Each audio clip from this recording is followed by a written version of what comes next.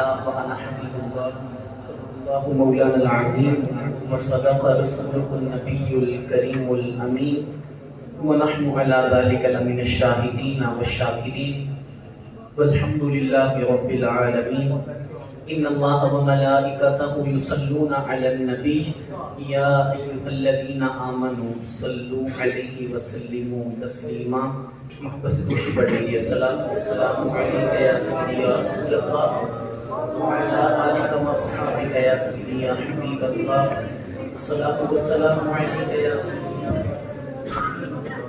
وعلی آلک و اصحابک یا سیدی یا رحمۃ للعالمین.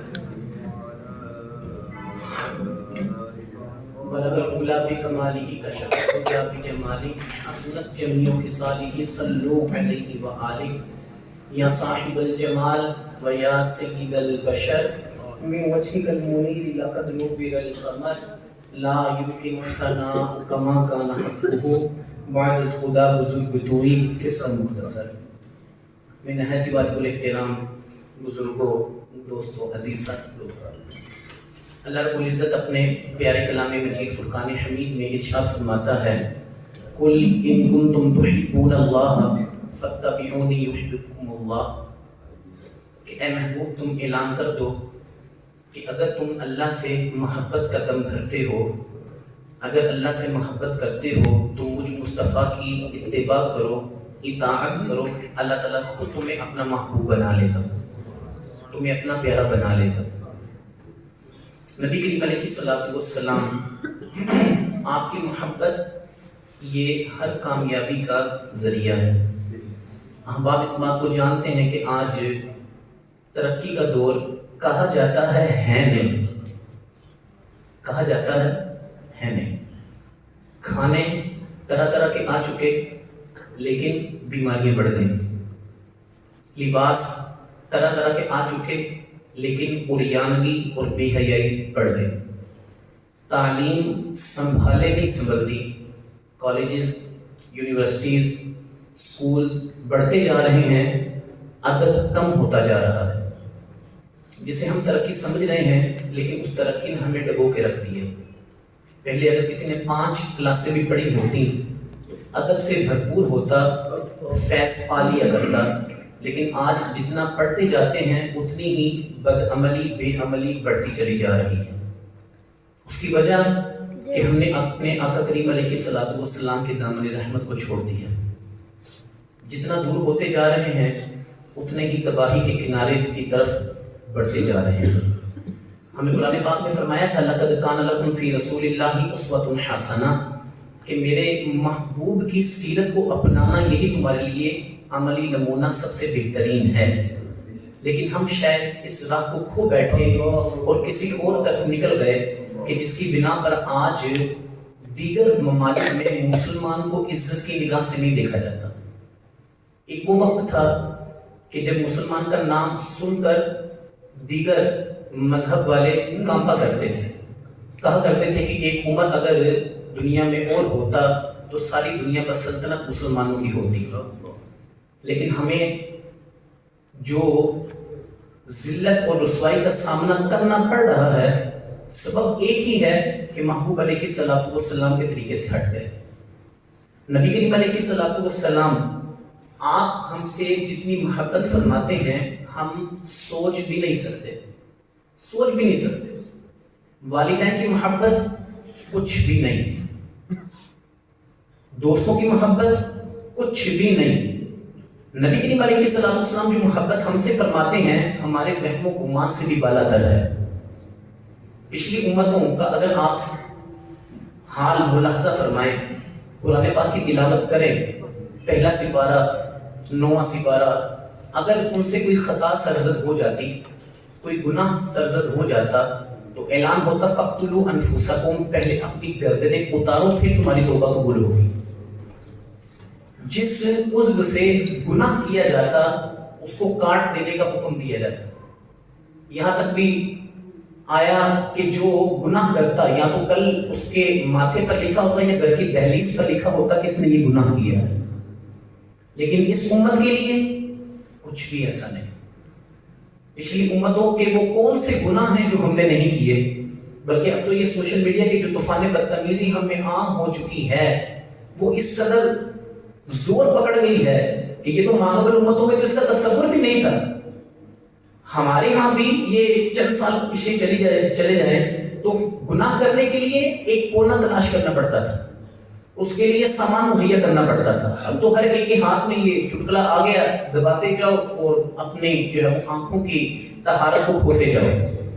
یہ کون سا گناہ تھا جو ماقبل امتوں نے کیا, ہم نے نہیں کیا, لیکن کیا خیال ہے, کیا بات ہے کہ ماقبل امتوں کی طرح ہمیں دھنسایا نہیں جاتا, ہم پر پتھروں کی بارش نہیں ہوتی, ہمیں پانی میں غرق نہیں کیا جاتا, ہمیں اس بستی کی طرح کہ جس کو فرشتوں نے اوپر لے جا کر نیچے پٹک دیا, ذرہ بھی نہ ان کا بچا. ہمارے ساتھ ایسا کیوں نہیں ہوتا؟ ہم تو جتنے گناہ گار ہیں ان کی بنسبت تو ہمارا تو کچھ بھی نہیں ملنا چاہیے تھا, لیکن یہ کیوں ہے؟ یہ نبی کریم علیہ الصلوۃ والسلام کے قدموں کا صدقہ ہے. محبوب علیہ الصلوۃ والسلام کے اپنے رب کی بارگاہ میں ہمارے لیے کی ہوئی رو کے وہ دعائیں ہیں کہ آج روک لیتی ہیں آپ کی نسبت تیر جتنے بھی ہم پہ چلتے ہیں. یہ کرم ہے حضور کا ہم پر کہ آنے والے عذاب ڈرتے ہیں. اگر محبوب علیہ الصلوۃ والسلام کی نسبت درمیان سے منقطع ہو جائے ہمارا بچے ہی کچھ نہ. نبی کریم علیہ الصلوۃ والسلام تو ہم سے اتنی محبت فرمائے ہیں, لیکن ہم کیا کریں؟ نبی کریم علیہ الصلوۃ والسلام کی ولادت باسعادت ہوتی ہے تو آپ اپنی امت کے لیے ربی ہب لی امتی, ربی ہب لی امتی, ربی ہب لی امتی. معراج کی شب جب رب کی بارگاہ میں جاتے ہیں تو اس وقت بھی اپنی امت کو نہیں بھول رہے. لگے یہ کسی نے بات کہی تھی کہ ہر شے اپنی اصل کی طرف لوٹتی ہے. باتیں توجہ سے سنیے. اگر آپ کسی غبارے میں ہوا بھرتے ہیں تو وہ نیچے نہیں آئے گا بلکہ اوپر کو جائے گا, کیونکہ ہوا کی اصل کیا ہے, یہ اوپر کو جاتی ہے. آپ کسی دیوار پر کھڑے ہو جائیں اور چھلانگ لگائیں تو آپ اوپر نہیں جائیں گے بلکہ نیچے کو آئیں گے, کیونکہ ہماری اصل مٹی ہے نا, تو ہم مٹی کی طرف لوٹتے ہیں. درخت ہیں, ان پر لگنے والے پھل اگر ٹوٹتے ہیں تو پھر اوپر نہیں جائیں گے بلکہ نیچے کو گریں گے, کہ ان کی اصل زمین ہے, جس کی جو اصل ہو وہ اس کی طرف لوٹتا ہے. نبی کریم علیہ الصلوۃ والسلام عالم بشریت میں آنے سے پہلے کیا تھے؟ نور. اور نور کی اصل کیا ہے؟ یہ اوپر کو جاتا ہے, یہ چمکتا ہے, روشنی پھیلاتا ہے. اب یہی نور جب رب کی بارگاہ میں جاتا ہے تو یہ نور واپس کیسے آ گیا؟ وہ کسی نے کہا تھا کہ وہ خدا کے نور کو دیکھ کر بھی جہان والوں میں آ گئے. سرے عرش جانا کمال تھا کہ وہاں سے آنا کمال ہے. جو رب کی بارگاہ میں جائے تو پھر واپس آتا ہے؟ نہیں آتا. لیکن حضور ہمارے لیے آ گئے, ہمارے لیے آ گئے. قرآن پاک کی اگر تفسیر کا مطالعہ کیا جائے, حضرت ادریس علیہ الصلوۃ والسلام کی دوستی تھی حضرت اسرائیل علیہ الصلوۃ والسلام, حضرت ملک الموت. تو اب دوست کی بات بھی ماننی پڑتی ہے. تو ایک دن حضرت ادریس علیہ الصلوۃ والسلام فرمانے لگے, اے اسرائیل مجھے دکھا کہ تو موت کیسے دیتا ہے, تو کیسے روح کو قبض کرتا ہے. تو چونکہ دوستی تھی, روح کو قبض کیا پھر دوبارہ لوٹا دیا. اچھا, فرمایا کہ اب مجھے پل صراط دکھایا جائے کہ وہاں سے لوگ کیسے گزریں گے. آپ کو وہاں لے جایا گیا تو آپ نے پل صراط کا سفر طے کیا. بعد میں فرمایا کہ اب مجھے جنت دکھائی جائے, میں دیکھنا چاہتا ہوں رب کی جنت ہے کیسی. تو آپ جنت میں گئے. حضرت ملک الموت علیہ الصلوۃ والسلام باہر انتظار فرما رہے ہیں. کچھ دیر گزرتی ہے, آپ واپس نہیں آئے. پھر کچھ دیر اور گزری تو حضرت ملک الموت عرض کرتے ہیں جناب واپس تشریف لے آئیے. فرمایا اللہ تعالیٰ نے قرآن پاک میں ارشاد فرمایا کہ ہر جان نے مرنا ہے, موت کا مزہ چکھنا ہے. یہ اس وقت بھی سب کو علم تھا, قرآن پاک کا نزول تو بعد میں ہے لیکن مضمون تو سارے موجود تھے. فرمایا کہ کیا میں نے موت کا مزہ چکھا کہ نہیں؟ جی حضور آپ نے چکھ لیا. فرمایا کہ یہ بھی فرمانے ذیشان ہے کہ تم میں سے ہر ایک نے پل صراط سے گزرنا ہے, تو میں گزرا کہ نہیں؟ جی حضور آپ گزرے. فرمایا پھر رب کا یہ بھی فرمان ہے کہ جو جنت میں ایک مرتبہ چلا گیا پھر واپس نہیں نکالا جائے گا. تو میں جنت میں آ گیا تو حضرت ملک الموت علیہ الصلوۃ والسلام کو اللہ تعالیٰ کی طرف سے پیغام آتا ہے, پیارے رہنے دو, انہوں نے جو بھی کیا ہمارے حکم سے کیا ہے. حضرت ادریس علیہ الصلوۃ والسلام جنت میں گئے, آج بھی وہیں ہیں, واپس نہیں آئے. ہمارے آقا کریم علیہ الصلوۃ والسلام رب کی بارگاہ میں جا کر واپس آ گئے. ہم گنہگاروں کے لیے وہ خدا کے نور کو دیکھ کر بھی جہان والوں میں آ گئے. سر عرش جانا کمال تھا کہ وہاں سے آنا کمال.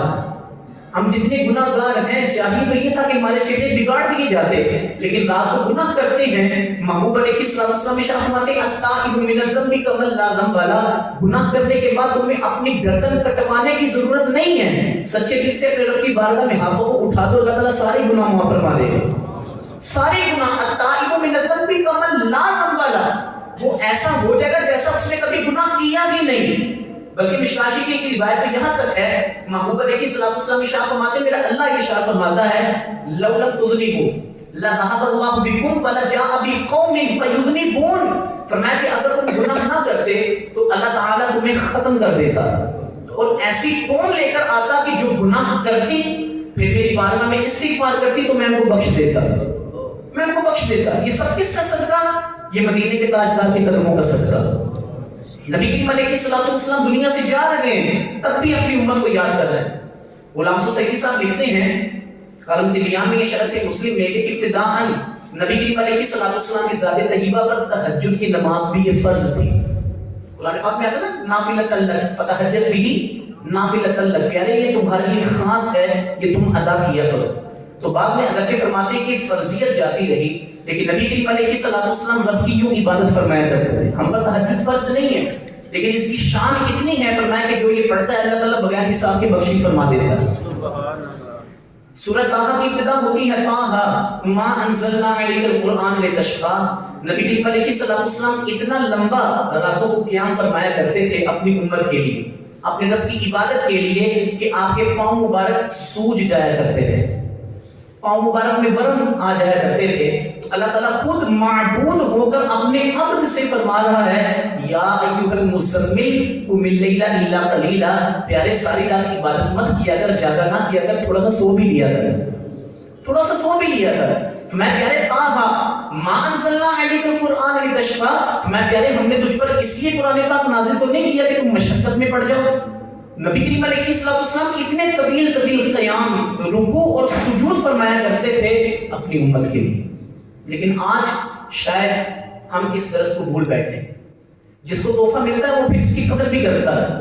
نبی کریم علیہ السلام کو نمازوں کا تحفہ ملا، بخاری شریف اگر آپ پڑھ کے دیکھیں تو جو آخری ایام محبوب علیہ السلام کے چل رہے تھے تو نبی کریم علیہ السلام صحابہ کے کاندھے پر ہاتھ رکھ کے مسجد میں تشریف لایا کرتے تھے، اور ہم صحیح سالم ہونے کے باوجود مسجد میں حاضر نہیں ہوتے۔ نبی کریم علیہ السلام کو ہم سے اتنی محبت فرمائے ہیں، پچھلی امتوں میں جنت لینے کے لیے کیا کچھ کرنا پڑتا تھا، اس امت کے لیے کیا ہے؟ فرمایا من قرأ آیۃ الکرسی فی دبر کل صلاۃ لم یمنعہ من الجنۃ الا الموت، فرمایا کہ جو شخص نماز ادا کرنے کے بعد ایک مرتبہ آیت الکرسی پڑھ لے سوائے موت کے اسے جنت میں جانے سے کوئی روک ہی نہیں سکتا، کوئی روک ہی نہیں سکتا۔ یہ اس امت کے لیے انعام ہے۔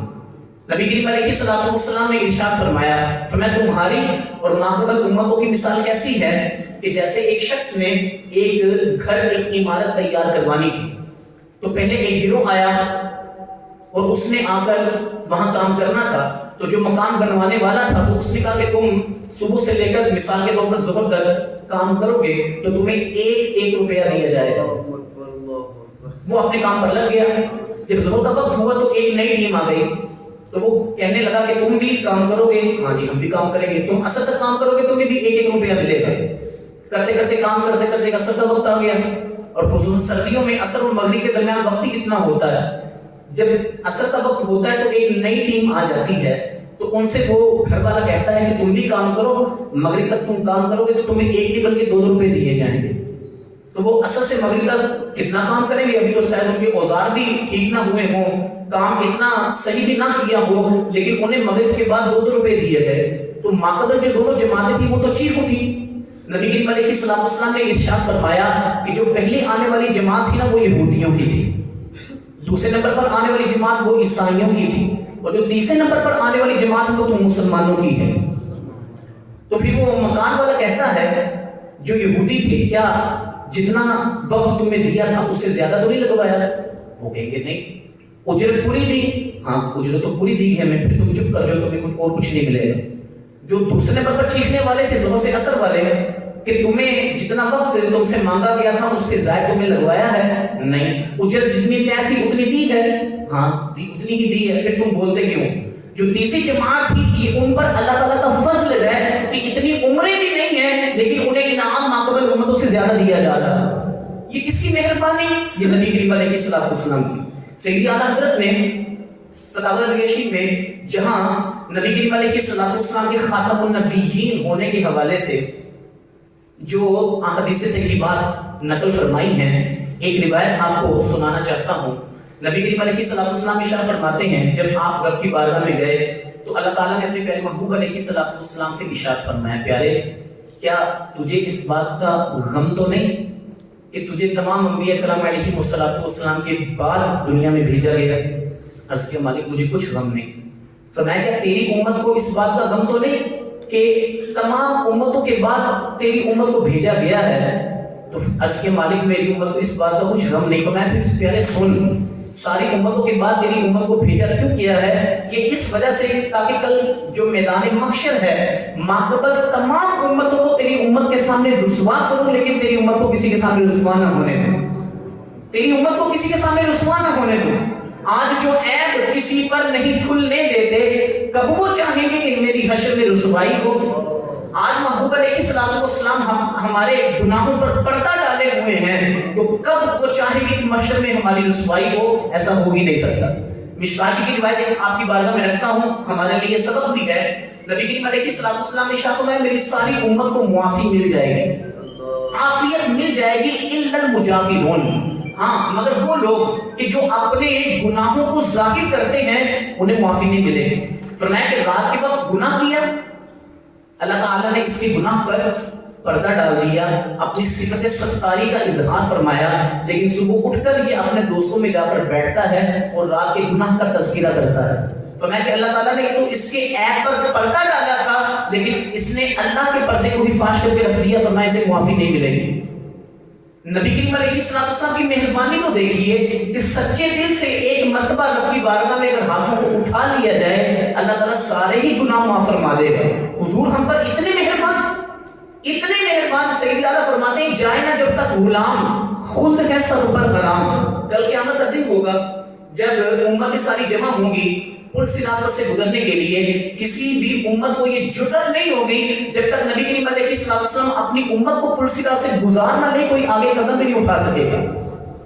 سیدی اعلیٰ فرماتے ہیں جب تک یہ امت جنت میں داخل نہ ہو جائے کسی نبی کی امت کو یہ جرأت نہ ہوگی کہ اپنا قدم جنت کی طرف بڑھا بھی سکے. یہ کس کی مہربانی ہے؟ یہ کس کے صدقہ ہے؟ یہ نبی کریم علیہ السلام کا صدقہ ہے. لیکن آج اسی محبوب کی محبت کا دم کرنے والے آپ کی سنتوں کا جنازہ نکال رہے ہیں. یہ محبت نہیں ہے، یہ دھوکہ بازی ہے. نبی کریم علیہ السلام تو ہمارے لیے رب کی بارگاہ میں اپنا امامہ شریف بھی اتار دے، سر سجدے میں رکھ کر اتنا لمبا سجدہ کرے اپنی امت کی خاطر، اور ایک ہم ہیں کہ محبوب علیہ السلام کی سنتوں کے ساتھ یہ سلوک کرے کہ اپنا ظاہری چہرہ بھی اپنے محبوب جیسا نہ بنا سکیں. نبی کریم علیہ السلام تو ہمارے لیے اتنا کریں اور ہم محبوب علیہ السلام کی سنت کا جیسا اپنا ظاہر بھی نہ بنا سکیں. آج بتانا پڑے کہ اپنے محبوب علیہ السلام کی طرف لوٹ آؤ. حضور علیہ السلام ہم پر اتنی مہربانیاں فرمائیں لیکن ہم حضور سے وفا نہیں کرتے. حضور سے وفا کا صلہ کیا ہے کہ جو محبوب علیہ السلام ہمیں بتا کر گئے ہیں ہم اس پر عمل بھی کریں. صحابہ کرام رضوان اللہ کے مجمعین کے لیے نبی کریم علیہ السلام نے ارشاد فرمایا طوبی لمن لآنی، خوشخبری ہے اس شخص کے لیے جس نے مجھے دیکھا وہ آمن نبی اور مجھ پر ایمان لے کر آیا. ہم جیسے گناہگار بھی تھے. فرمایا طوبی 7 مرات لمن لم یرانی وآمن بی، فرمایا جنہوں نے مجھ کو دیکھا نہیں پھر بھی مجھ پر ایمان لے کر آئے ہیں ان کے لیے 7 مرتبہ خوشخبری ہے. 7 مرتبہ خوشخبری ہے. حضور علیہ السلام تو ہمیں کسی مقام پر بھی نہ بھولیں. جب رب کی بارگاہ میں جاتے ہیں آپ التحیات پڑھتے ہیں، تشہد میں جب بیٹھتے ہیں تو اس میں کچھ الفاظ یوں ادا کرتے ہیں السلام علیکہ ایھا النبی ورحمۃ اللہ وبرکاتہ. کیا پیارے تجھ پر اللہ کی رحمتیں ہوں، برکتیں ہوں. تو جب نبی کریم علیہ السلام نے معراج کے شب رب کی طرف سے یہ کلمات سنے تو عرض کیا کہ مالک السلام علینا وعلی عباد اللہ الصالحین، مالک صرف مجھ پر نہیں میری امت پر بھی سلامتی ہے. نیکوکاروں کو ایک طرف کر دیا جو عربی گرامر جانتے ہیں. السلام علینا, حضور نے ہم گناہگاروں کو اپنے دامن رحمت میں سمیٹ لیا. وعلی عباد اللہ الصالحین, نیکوں کو ایک طرف کر دیا اور ہم گناہگاروں کو اپنے دامن میں لے لیا. حضرت یہی تو فرماتے کہ حشر میں کیا کیا مزے, واپس وارفتگی کے لو رضا, لوٹ جاؤں پاکے وہ دامان عالی ہاتھ میں.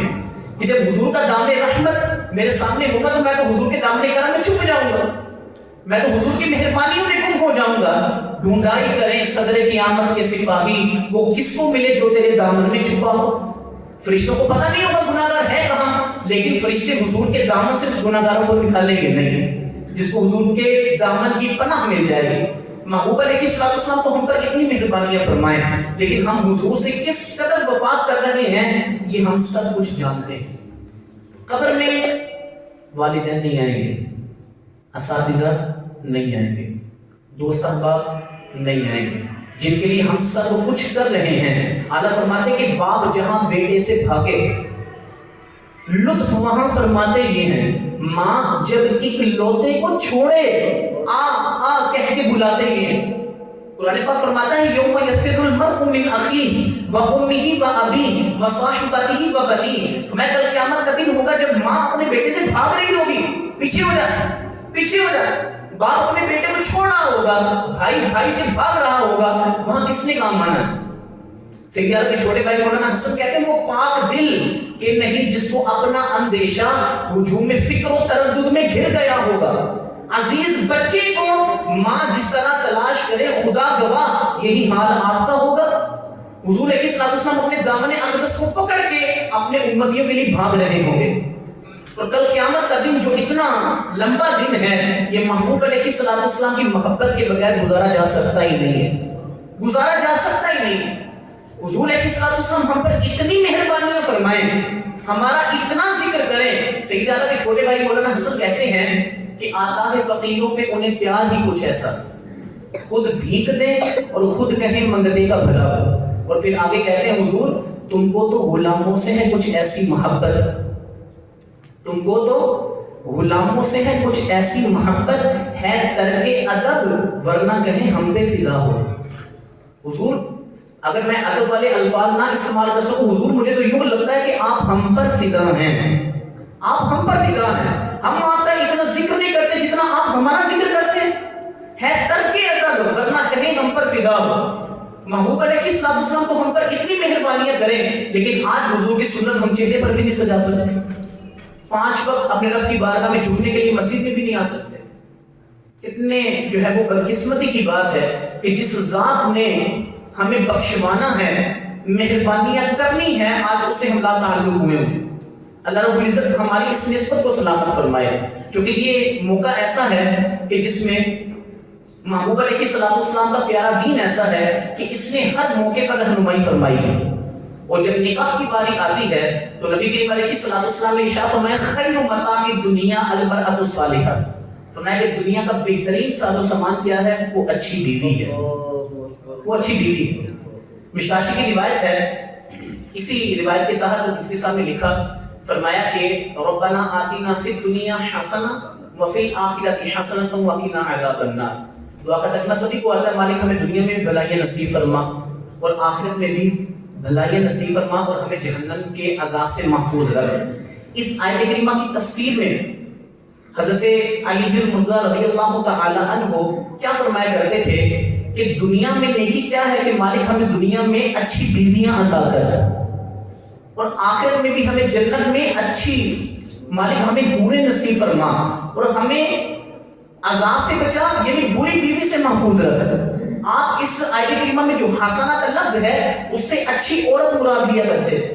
نبی کریم علیہ السلام نے ارشاد فرمایا خیرکم لأہلہ وانا خیرکم لأہلی.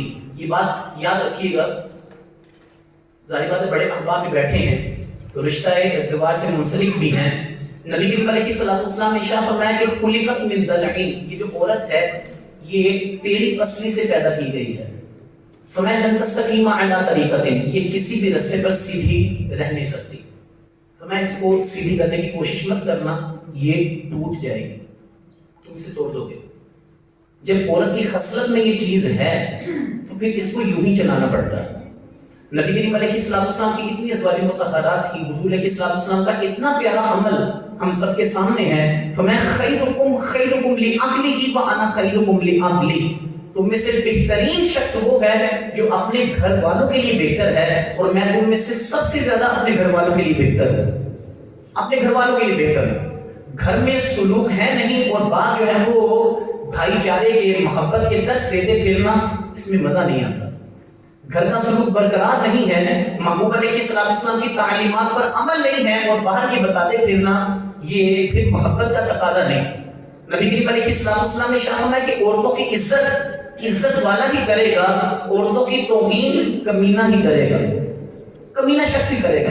نبی کریم علیہ السلام نے ارشاد فرمایا کہ اللہ تعالیٰ کے ہاں بڑا ناپسندیدہ شخص ہے کہ جب وہ گھر میں جائے تو اس کو دیکھ کر اس کی بیوی بھی سہم جائے، اس کے بچے بھی چھپ جائیں، اور جو اس کا غلام ہے وہ بھی خوف زدہ ہو جائے. فرمایا کہ جب یہ گھر سے باہر نکلتا ہے تو بیوی بھی خوش، غلام بھی خوش اور بچے بھی خوش. فرمایا تم کبھی بھی ایسا مت بننا، ہمیشہ اپنی بیوی کے ساتھ حسن سلوک کرنا. نبی کریم علیہ السلام کا اپنا عمل مبارک کیا ہوتا؟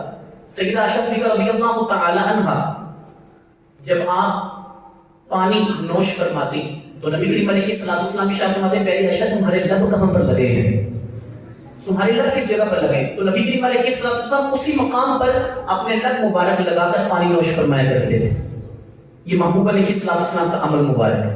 سیدہ جب گوشت تناول فرما رہی ہوتی تو جس مقام سے آپ بوٹی کو نوچتی اتارتی، نبی کریم علیہ السلام اپنے لب اطہر اسی مقام پر رکھا کرتے تھے، اسی مقام پر رکھا کرتے. نبی کریم علیہ السلام سیدہ کے ساتھ دوڑ بھی لگا رہے ہیں. ایک مرتبہ جب دوڑ لگائی تو سیدہ آگے نکل گئی، سیدہ عائشہ صدیقہ رضی اللہ تعالی عنہا اس کے حضور میں جیت گئی. پھر عرصہ بعد ایک مرتبہ دوبارہ نبی کریم علیہ السلام کے ساتھ آپ دوڑ لگاتی ہیں تو نبی کریم علیہ السلام آگے نکل جاتے ہیں. فرمایا عائشہ یہ پہلی والی دوڑ کا بدلہ ہو گیا. نبی کریم علیہ السلام یوں محبت فرمایا کرتے تھے.